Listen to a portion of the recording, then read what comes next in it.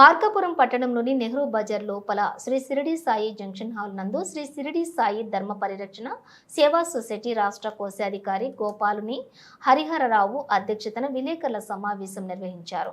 ఈ సందర్భంగా రాష్ట్ర అధ్యక్షులు గాజుల శ్రీనివాస్ మాట్లాడుతూ షిరిడి సాయిబాబా ఆలయాలు దేశవ్యాప్తంగా ఎన్నో ఉన్నాయని, అటువంటి ఆలయాలలో సాయి సేవకులు సనాతన ధర్మంలోనే కార్యకలాపాలు నిర్వహిస్తున్నామని అన్నారు. ఇటీవల కాలంలో సాయిబాబాపై అనేక ఆరోపణలు చేయడం సమంజసం కాదని, ఆయన ఒక ముస్లిం అంటూ హేళన చేస్తూ శ్రీ షిరిడి సాయిబాబా సేవకుల మనోభావాలను దెబ్బతీసే విధంగా కుట్రలు పన్నుతున్నారనే నేపథ్యంలో రాష్ట్రంలోని అన్ని జిల్లాలలో సమావేశాలు నిర్వహించడం జరుగుతుందని తెలిపారు. అదేవిధంగా రాష్ట్ర కార్యదర్శి గోపాలుని హరిహరరావు మాట్లాడుతూ షిరిడి సాయిబాబా సనాతన ధర్మానికి వ్యతిరేకం కాదని ప్రతి హిందువు గుర్తించాలని అన్నారు. బాబా ప్రతి పూజా కార్యక్రమాన్ని హిందూ సాంప్రదాయంగానే జరుగుతుందని తెలిపారు. సాయిబాబా భక్తుల మనోభావాలు దెబ్బతినకుండా ఉండేందుకు ప్రతి జిల్లాలో ప్రెస్ మీట్లు పెడుతున్నామని అన్నారు. ఈ కార్యక్రమంలోని శ్రీ షిరిడి సాయి ధర్మ పరిరక్షణ సేవా సొసైటీ రాష్ట్ర కోశాధికారి రజనీ కుమార్, స్థానిక సాయిబాబా మందిరం అధ్యక్షులు పేరం సత్యనారాయణ, ఓరుగంటి మల్లి, వెలదండ సాయి, సుబ్బారావు, నాగరాజు తదితరులు పాల్గొన్నారు. అనేకమైనటువంటి గొప్ప గొప్ప విషయాల్ని మానవ సమాజానికి అందజేశారు. సాయితత్వం అంటే ప్రేమతత్వం, సాయితత్వం అంటే సమానత్వం, సాయితత్వం అంటే ఆత్మతత్వం. కనుక భగవంతుడు అన్నిట్లో వ్యాపించి ఉన్నాడనే మన సనాతన ధర్మం వేదాలు చెప్పాయి. అదే యొక్క విషయాన్ని సాయినాథుల వారు ప్రాక్టికల్గా నిరూపించి సకల జీవుల్లో కూడా పరమాత్మను దర్శించే స్థాయికి సాయి భక్తులను తీసుకెళ్లారు. కాబట్టి సాయి భక్తులు అంటేనే ప్రేమ స్వరూపులుగా సకల ప్రాణికోటి కూడా ప్రేమిస్తూ ఉంటారు. మీ అందరికీ తెలుసు, అనేకమైనటువంటి మందిరాలు ఉన్నా కానీ ఊర్లో ఒక సాయిబాబా గారి మందిరంలో మాత్రమే అన్నదాన కార్యక్రమాలు జరుగుతూ ఉంటాయి.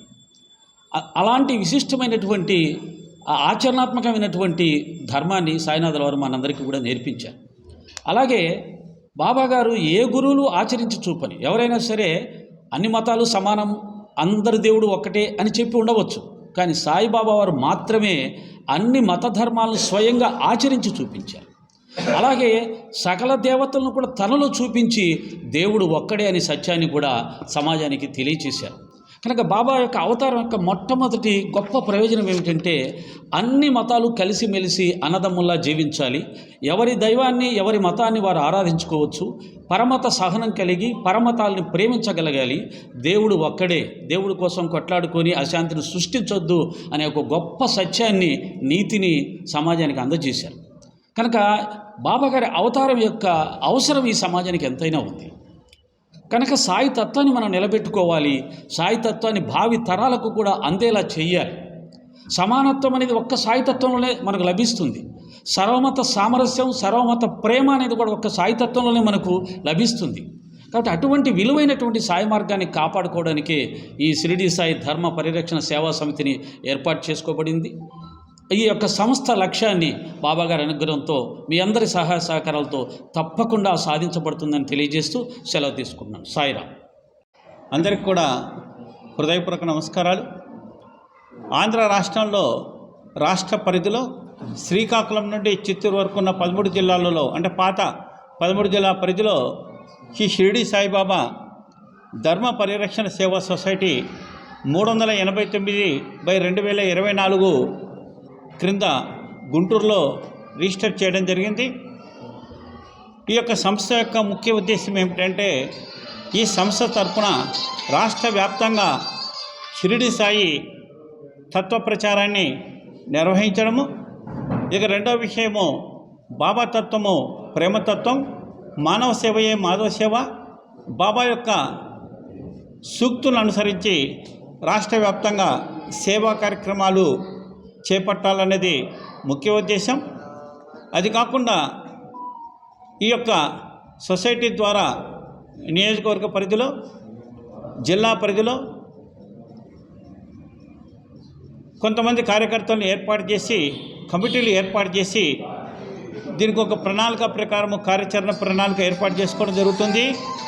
అదేవిధంగా రాష్ట్రంలో ఉన్న షిరిడి సాయిబాబా మందిరాలన్నీ కూడా ఏకం చేస్తూ అన్ని జిల్లాలలో కూడా అన్ని జిల్లాలలో కూడా షిరిడి సాయి మందిరాల కమిటీని ఏర్పాటు చేసి, అదేవిధంగా రాష్ట్ర కమిటీని కూడా ఏర్పాటు చేసి రాష్ట్ర వ్యాప్తంగా ఒక గొప్ప బహిరంగ సభ కూడా నిర్వహించాలని, దానికి మన షిరిడి నుంచి సాయి సంస్థ చైర్మన్ గారిని, షిరిడి సంస్థ డైరెక్టర్స్ని కూడా పిలిపించి ఒక సమావేశం కూడా ఏర్పాటు చేయాలని సంకల్పంతో ఏర్పాటు చేయడం జరిగింది.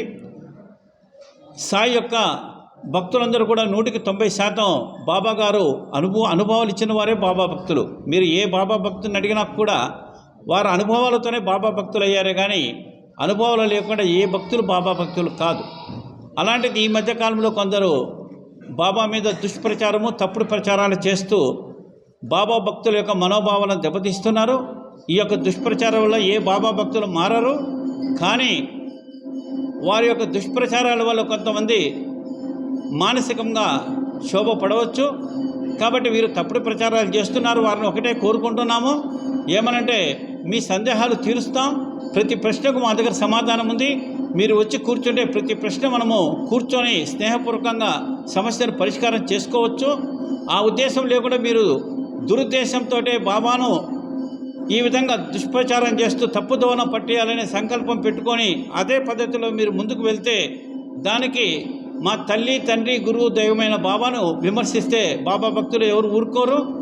మేము మా సంఘం తరపున అలాంటి వారిపైన తప్పనిసరిగా పోలీస్ స్టేషన్లో వెళ్ళి ఈ యొక్క కేసులు కూడా పెట్టడం జరుగుతుంది.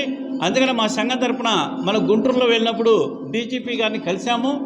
డీజీపీ గారిని కలిసి డీజీపీ గారికి ఒక రిప్రజెంటేషన్ కూడా ఇవ్వడం జరిగింది. బాబా పైన ఎవరైనా తప్పుడు దుష్ప్రచారాలు చేసినప్పుడు సంబంధిత పోలీస్ స్టేషన్లో కేసులు పెడితే దానిపై చర్య తీసుకోవాలని చెప్పి డీజీపీ గారిని కోరాము. వారు కూడా మాకు అక్నాలెడ్జ్మెంట్ కూడా ఇవ్వడం జరిగింది డీజీపీ గారు. కాబట్టి వీరందరూ కూడా మా సోదరులే, మీరు సందేహాలు తీర్చుకోండి, అంతేగాని దురుద్దేశంతో తప్పుడు ప్రచారాలు చేసి హిందువులలో అనైక్యత, హిందువులలో చీలికలు దయచేసి తీసుకురావద్దు. హిందువులు ప్రశాంతంగా ఉన్నారు. ఇలాంటి హిందువులలో రెండు ముక్కలు చేసి హిందువులలో అనైక్యత, చీలికలు రావద్దుగా కోరుకుంటున్నాం. కాబట్టి ఈ యొక్క బాబా భక్తులందరూ కూడా ఎటువంటి సందేహాలకు లోను కావాల్సిన అవసరం లేదు. తప్పనిసరిగా దానిపైన మనం చర్య తీసుకుంటామని చెప్పి మరి ప్రార్థిస్తున్నాం. జై సాయిరాం.